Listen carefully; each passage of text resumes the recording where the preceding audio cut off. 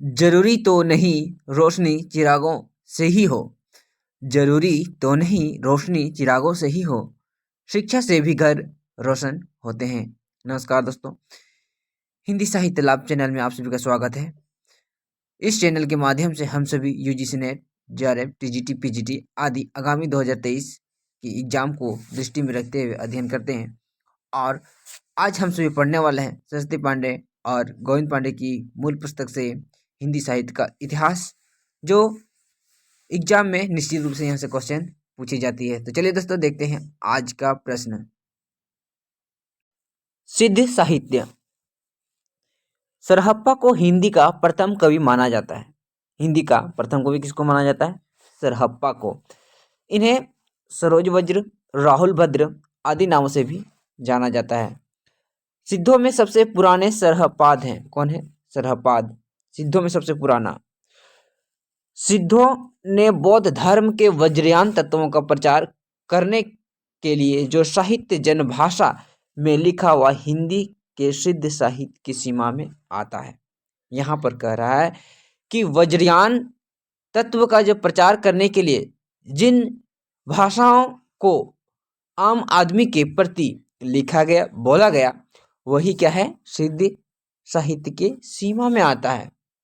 वज्रयान का केंद्र कहाँ है? श्री पर्वत पर रहा है। सहजयानों की भाषा का नाम संध्या भाषा है। क्वेश्चन पूछा जाता है कि संध्या भाषा क्या है? तो ये सहज यानियों की भाषा का नाम संध्या भाषा है। आगे हम लोग पढ़ेंगे संध्या कहाँ से हुई है।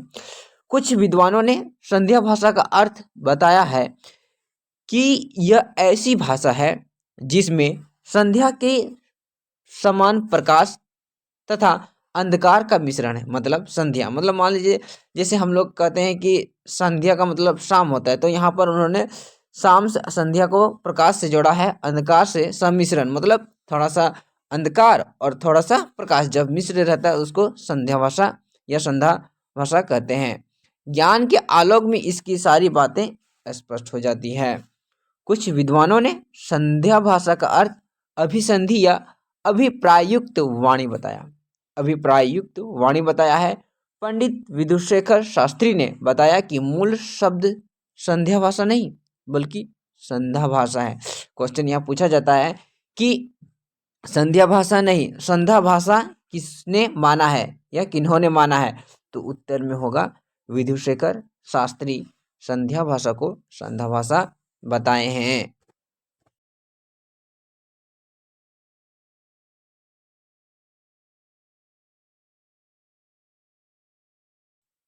ज्योतिश्वर ठाकुर रचित वर्णरत्नाकर नामक 14वीं शताब्दी के मैथिली ग्रंथ में 84 सिद्धों के नाम दिए गए हैं। बहुत इंपॉर्टेंट है।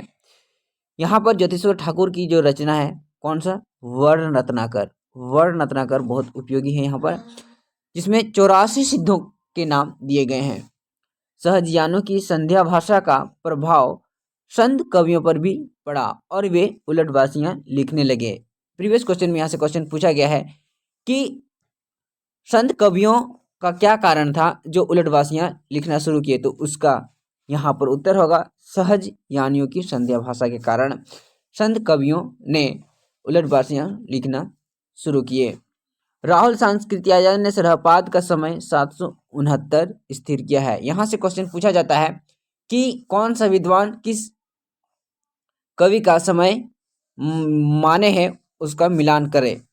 तो यहाँ पर हम सभी इसे ध्यान रखेंगे कि 769 है। विनयतोष भट्टाचार्य ने सरहपाद का समय विक्रम संवत 690 मतलब 633 ईस्वी स्थिर किया है। कौन?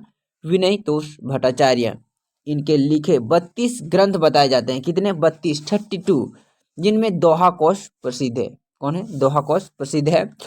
महामहो उपाध्याय हरप्रसाद शास्त्री द्वारा संपादित बोध गान और दोहा में सरहपाद और कृष्णाचार्य का दोहा संग्रहित है, मतलब जमा है। किसकी पुस्तक में? हरप्रसाद शास्त्री की पुस्तक में। उनकी कौन सी रचना थी? बोध गान और दोहा। महामहोपाध्याय शास्त्री ने बोधगान और दोहा संग्रहित पुस्तकों की भाषा को प्राचीन बांग्ला भाषा कहा।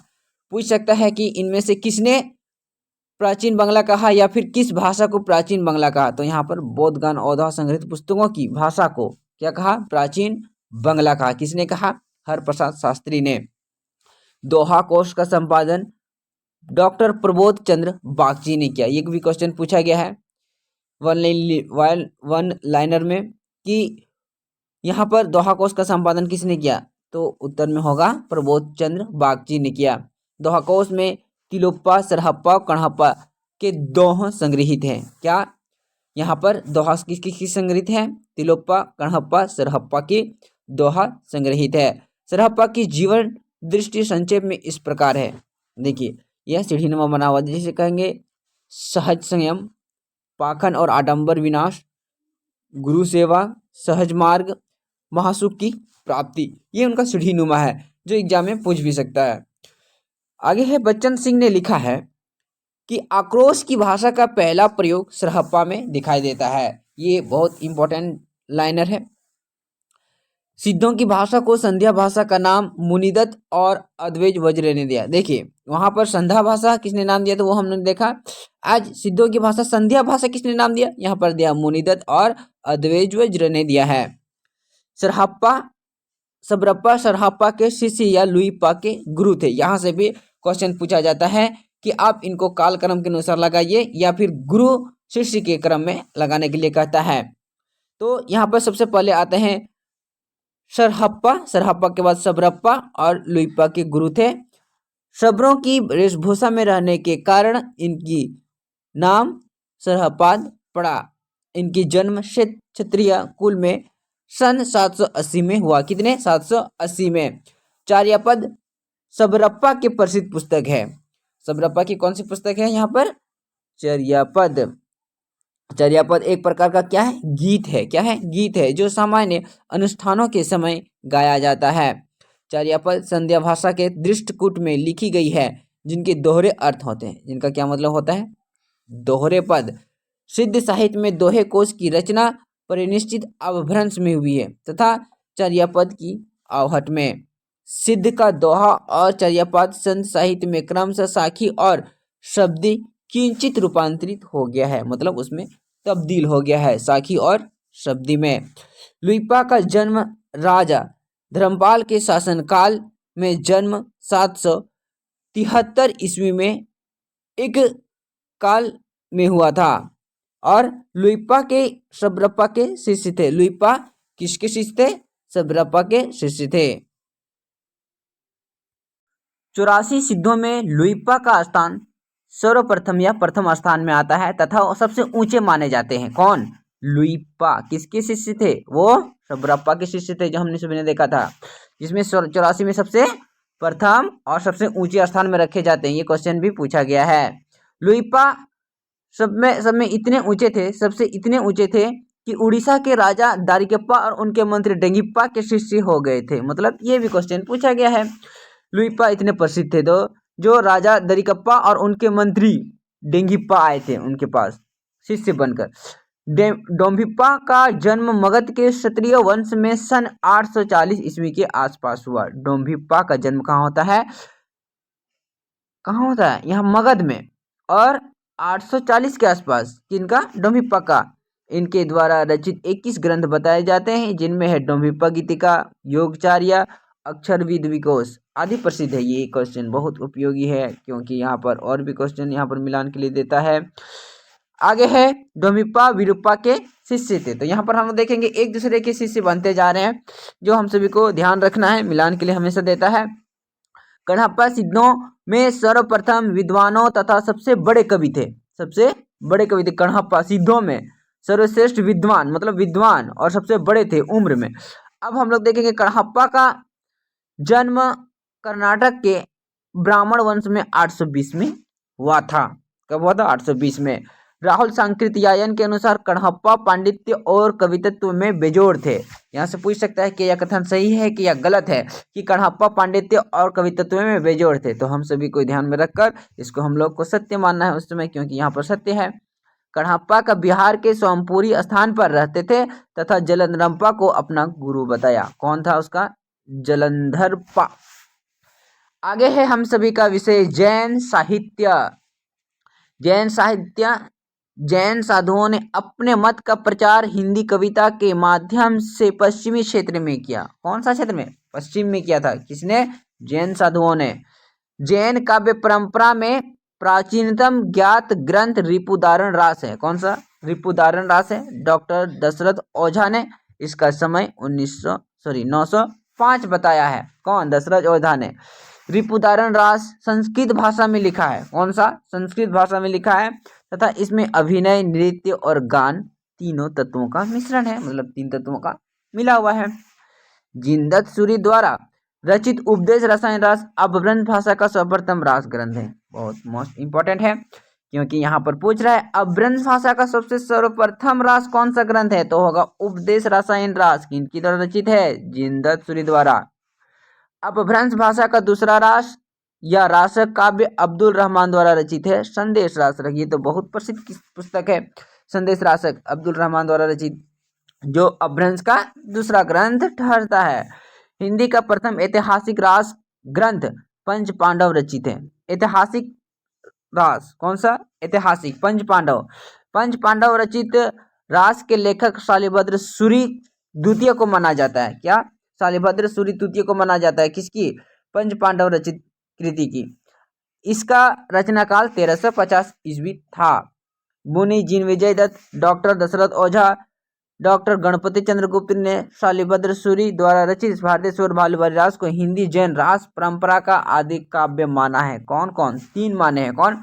दशरथ ओझा, मुनिदत्त विजय और गणपति चंद्रगुप्त। तो यहाँ पर हम सभी को छाटने के लिए दे सकता है या फिर बोलेगा इनमें से किसने नहीं भारतेश्वर बाहुबली रास को हिंदी जैन परंपरा का आदि काव्य नहीं माना है। तो यहाँ पर जब तक 3 विद्वानों का ध्यान नहीं रखेंगे तो चौथा का हम लोग अलग नहीं कर सकते हैं। तो यहाँ पर ध्यान रखेंगे मुनि जिनविजय का, दशरथ ओझा का और गणपति चंद्रगुप्त ने माना है।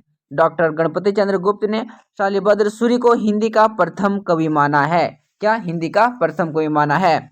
भारतेश्वर बाहुबली रास की रचना 1184 ईस्वी में हुई। कब हुई? 1184 ईस्वी में। किसकी? भारतेश्वर बाहुबली रास की रचना 1184 में ठहरती है तथा इस ग्रंथ में भारतेश्वर बाहुबली रास का रचित वर्णित है। यह ग्रंथ 205 छंदों में रचित एक सुंदर खंड काव्य है। क्या है? सुंदर खंड काव्य है, 205 छंदों में रचित है। भारतेश्वर बाहुबली रास का संपादन मुनि जिनविजय ने किया। किसने? मुनि जिनविजय ने। कौन सी पुस्तक का? भारतेश्वर बाहुबली रास का। प्रसिद्ध जैन आचार्य देवसेन कृत श्लोकाचार्य को डॉक्टर नगेंद्र ने हिंदी की प्रथम रचना माना है। तो अभी तक हम सभी ने जितना देखा, सभी ने किसी न किसी पुस्तक को प्रथम या फिर कवि को भी प्रथम माना है और किसी ने गुरु को माना है। और यहाँ पर सबसे मोस्ट इंपॉर्टेंट है, डॉक्टर नगेंद्र ने किसको प्रथम आचार्य कवि, जैन आचार्य कवि माना है? तो वो है देवसेन को। और किनकी कृति? उसकी कौन सी कृति थी? श्लोकाचार्य को माना है हम सभी ने। देवसेन ने सन 933 ईस्वी में श्लोकाचार्य रचना की है। कब की थी दोस्तों? यहाँ पर 933। किसने? देवसेन ने। कौन से? श्लोकाचार्य की रचना को। श्लोकाचार्य में 250 दोहों में श्रावक धर्म का प्रतिपादन है। कितने दोहों में? 250। यहाँ से क्वेश्चन पूछा जाता है कि यह कथन सही है या गलत है। यहाँ पर दे देगा 251 दे देगा, 255 दे देगा और जो एक्चुअल में कितना है? 250 है। देवसेन के अन्य ग्रंथ कौन कौन से हैं हम सब देखने वाले हैं। नए चक्र है, दर्शन सार, भाव संग्रह, आराधना सार और तत्वसार तथा स्वाध्याय प्रयास। तो ये कृति तो हम सभी को याद रखना ही पड़ेगा। इस ग्रंथों में इनका नए चक्र बहुत प्रसिद्ध है। कौन सा? नए चक्र। देवसेन के नए चक्र को लघु चक्र का नाम भी दिया है, मतलब उसका दो नाम है नए चक्र का, एक लघु नए चक्र भी कहा जाता है इसको। देवसेन अपने ग्रंथ में जैन धर्म के अनेक संघों की उत्पत्ति लिखी है, जिसने उन्होंने देवसेन के अपने ग्रंथ में जैन आचार्य का नाम दिया है। बृहद नए चक्र की रचना देवसेन के शिष्य मयल धवन ने किया, जो देवसेन की नाम से प्रसिद्ध है। किसने पूरा किया था? मयल धवन ने। कौन थे? उसके शिष्य थे। किसके? देवसेन के। बृहद नए चक्र का वास्तविक नाम दवसहोपयास था। बृहद नए चक्र का वास्तविक नाम मतलब ओरिजिनल नाम दवसहोपयास था। द्रव्य स्वभाव प्रकाश है। पहले यह ग्रंथ दोहाबंद में था, किंतु बाद में किसी शुभंकर के कहने से प्राकृत के ग्रंथ बंद कर दिया। द्रव्य स्वभाव प्रकाश सहोप्यास पहले पुरानी हिंदी या अपभ्रंश भाषा में लिखा था। दवसहोप्यास अब प्राकृत भाषा में मिलती है। दवसहोप्यास मयल धवल की रचना है। किसकी? मयल धवल की। शालिभद्र सूरी के बुद्धिरास नामक ग्रंथ का संग्रह उनके शिष्य शिवी ने पूरा किया। किसने? शिवी ने पूरा किया था शालिभद्र की रचना को। आसगु नामक कवि ने अजालोर में लगभग 1200 ईस्वी के आसपास 35 छंदों में एक लघुखंड काव्य चंदनमाला रास लिखा था। कब लिखा था? 1200 ईस्वी में। कितने छंदों में? 35 छंदों में लिखा था। किसने लिखा था? आसगु। कौन सी? चंदनमाला रास। आसगु ने जीवदया प्रयास नामक एक अन्य ग्रंथ भी रचना की है। किसने? आसगु ने जीवदया रास का। जिन धर्मसूरी ने 1209 ईस्वी में स्तुलिभद्र रास की रचना की। स्तुलिभद्र रास में रचयिता का नाम जीर्णधाम मिलता है। क्या? जीर्णधाम मिलता है, जो जिन धर्म का ही पर्याय समझा जाता है। मतलब पर्यायवाची है उसका। विजय सेन सूरी ने रेवंद गिरिरास की रचना 1231 ईस्वी के आसपास किया है। कब? 1231 में। रेवंदगिरी की रास किसने रचना की है? विजय सेन सूरी ने। रेवंदगिरी रास में जैन तीर्थ रेवंदगिरी तथा तीर्थखंड नेमिनाथ की प्रतिमा के महत्व का प्रतिपादन ऐतिहासिक एवं पौराणिक इतिवृत्त तथा प्राकृतिक सौंदर्य के आधार पर किया। रेवंदगिरी रास 4 कड़वकों में विभक्त है। कितने कड़वकों में? 4। किसकी? रेवंदगिरी रास। रेवंदगिरी रास की भांति कवि पढ़हन द्वारा रचित आबू रास 1232 ईस्वी में भी जैनियों के प्रसिद्ध स्थान आबू मंदिर का वर्णन मिलता है। मुनि सुमति गणी ने नेमिनाथ रास में जैन तीर्थ अंकर नेमिनाथ के चरित्र का वर्णन और अत्यंत संक्षेप में किया है। नेमिनाथ रास की रचना 1213 ईस्वी में हुई है। कब? 1213 ईस्वी में हुई है। इसमें 58 छंद है। कितना? 58 छंद है। कौन सा? नेमिनाथ रास में। चौपाई छंद में 12 मासा का वर्णन विनयचंद्र सूरी द्वारा रचित नेमिनाथ चौपाई से माना जाता है। विनयचंद्र सूरी की अन्य रचनाएं हैं मल्लिनाथ महाकाव्य, पार्श्वचरित, कल्पिरुक्ति, ओएसमाला, कढ़ानय छप्पय आदि। किनकी रचना है ये सभी दोस्तों? विनयचंद्र सूरी की। जैन रास परंपरा के अन्य कवि एवं काव्य और कितने कितने हुए यहाँ पर देखेंगे। प्रज्ञा तिलक, उनकी रचना है कछुली रास 1306 ईस्वी में। देलहन की गया सुकुमार रास 14वीं सदी की। सार मूर्ति का जिन पद्मसूरी पट्टाभिषेक रास 1333 ईस्वी में। अभयदेव सूरी का जय तिहु अणकेन। चंद्रमुनि का पुराण सार का। कन कमान मुनि का करकंड चर्य। कबीर आंधी का सुंदरसन चर्यों का है। जिनवल्लभ सूरी का संघटक है। योग चंद्र मुनि का योगसार है, इंपॉर्टेंट है। जिंदत सूरी का चाचरी कल्पत्रुम कुल्क एवं रसायन उपदेश रसायन। हरिभद्र सूरी का ललित विस्तारा धूर्त रसायन जस हर चर्यु समोद प्रकरण रेमणाचर्यु। सोमप्रभा सूरी कुमार पर प्रतिबोध मोस्ट इंपॉर्टेंट है। जिंदत सूरी का स्थूलिपात्र फागु मोस्ट इंपॉर्टेंट। धर्मसूरी जम्बू स्वामी रास। अम्बदेव सूरी संगपति समसा रासा। राजशेखर सूरी नेविनाथ फाग। दोस्तों आज हम सभी ने देखा 2 विषय हमने यहाँ देखा, एक सिद्ध साहित्य, दूसरा जैन साहित्य, जो एग्जाम की दृष्टि से अति उपयोगी सिद्ध होने वाली है। तो बताइए कि दोस्तों आज की पाठन हम सभी का कैसा रहा? आप निश्चित रूप से लाइक, कमेंट एंड सब्सक्राइब कर दीजिएगा। नमस्कार।